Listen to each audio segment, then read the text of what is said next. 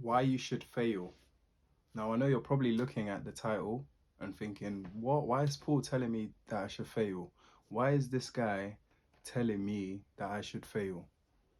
Now, listen, failure, oh my days, failure is the reason why millionaires are millionaires. Failure is the reason why billionaires are billionaires. Failure is the reason why professional Olympic athletes get that, that first ranking, that second ranking, the medals. Failure is the reason why Mr. Beast has literally got like almost 100 million views every single video. Failure is so important. Failure is the result towards success. The more you fail, the more likely you are to succeed. That sounds crazy. That sounds crazy, doesn't it? The more times you keep failing at one thing, the more likely you are to succeed more times in that thing that you kept failing at. I'll give you an example. I'll give you an amazing example. When you're a baby and you're learning to walk, let's say you already know how to crawl. Let's just say you already know how to crawl and you're learning how to walk now and you're getting the assistance from like a parent. And then there's this one time where like your parent stands you on your feet and they're holding your hands and you're standing fine and then they let go of you. And then like for like 5 seconds, you just keep standing and then you drop on the floor. And then after, well, not you, but the baby drops on the floor. That that dropping on the floor that's a failure. They may have the baby might have stood for like, however long, but as it drops on the floor, that is the process of failure. That baby has failed to stand. And guess what the parent does? It's amazed. It's like, wow, you just stood by yourself for like 5 seconds.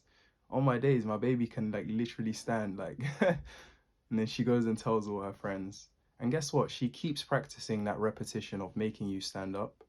She keeps practicing that repetition of, holding your hands, guiding you, assisting you. And maybe eventually you take that first step, or the baby takes that first step. And then maybe he drops again. Then it's the same thing. It's like, oh my days, he just took his first step. Tells all her friends, and then goes back to the baby. Assistance holds the baby's hands while standing, and then we take the second step, and then the third step, and then the fourth step, and then that all compounds. And now the baby literally knows how to walk by himself, by herself. That baby has literally practiced failure to the point where it can't fail at walking anymore. The baby can't fail at walking because it's been through all that failure. It's compounded the interest. It now the baby knows exactly what to do to stand up and then to actually start making movements. Have you ever seen a baby that literally just started walking? They usually like walk towards something and then hold it, and then like they like turn around and then they try to move quick again to like walk to the next object so they can hold on to it. I remember when like my little sister was growing up and like she was going through the process of failing to walk. And I remember like she would usually there's like a sofa on like each side of the room. So she would walk from like sofa to sofa.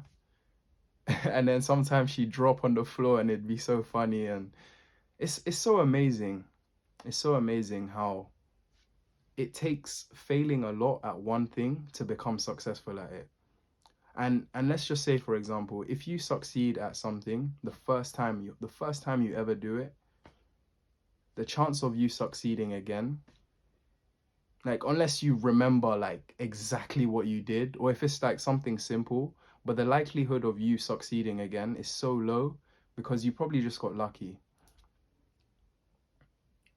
But now if you fail at something, the next time you do it, you're like, you know what, I know what to do now. And then you might fail again and you're like, okay, now I get it.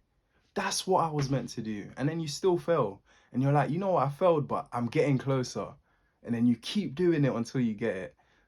And then you have the other people that just, you know, after they fail the first time or the second time, they're just like, oh, maybe this thing isn't for me. And those people quit. Quitters never win, and winners never quit. And that's how people become successful. They keep trying. Just like me and these YouTube videos. I might be aiming, or I might see the success of making these YouTube videos as, you know, like I'm getting hundreds of thousands of views. That would be like success. And then failure would be, you know, getting no views on YouTube, on every video that I upload. And that failure shows me that the next time I do it, I just need to make that video better than the last one. And then that combined, you know, that compound interest, the more I do it, the better I get, the more likely I am to get more views and stuff like that. Failure is so important. If you want to succeed, you have to go through failure. You have to go through failure. Even the top people, like all these things that we see that are like finished results, like Apple products, food, literally fruits, they all started off as a seed and then they grew. And the farmer usually, you know, he probably started off on his first day not watering the plants properly, maybe not planting the seeds in the right place so they can get the right nutrition from the sun. And then he learns, he adapts, he fails, and now he's making the freshest of fruits in like his vicinity. Now he can charge premium prices. Think about that. Failure, the more you fail, the more likely you are to succeed. So hopefully someone can go out there and try something out. Go try failing at things that you suck at.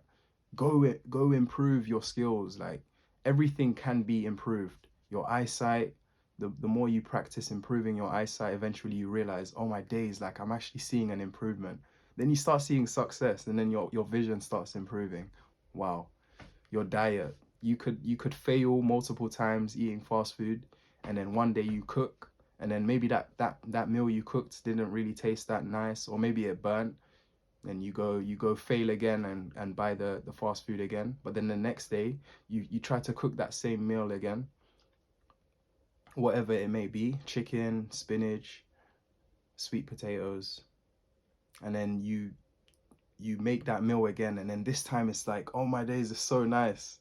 And then you realize, you know what, I could have added a little bit of salt, a little bit more salt. And then the next time you make it, you add that little bit, and then you're just making like a perfect meal, like now every time. And now you crave to cook more because you failed so many times in the past that now the food you make now is like so nice, and it's like it tastes like success. And that's because you went through all that trial and tribulation. That's why most people say you become a master at something after you put 10,000 hours into it. Those 10,000 hours could have been 10,000 hours of failing. You might not even be the best in that craft just because you put 10,000 hours, but you're an expert in that craft because you have so much experience doing that same thing. So I don't know what you're passionate about. I don't know what your purpose is. I don't know what you love doing. I don't know what you enjoy doing. But I want to tell you right now, go fail. Go fail at something. Go try something out that you've never done before. And if you don't enjoy it straight away, if you don't see the result you want straight away, that just means you haven't failed enough. You literally haven't failed enough. So go fail more. I know it sounds crazy, this video idea, but failure is so important to leading towards success. So hopefully someone's found some value from this video. If you have, make sure to like, comment, subscribe. It's been your boy PaulKhadar.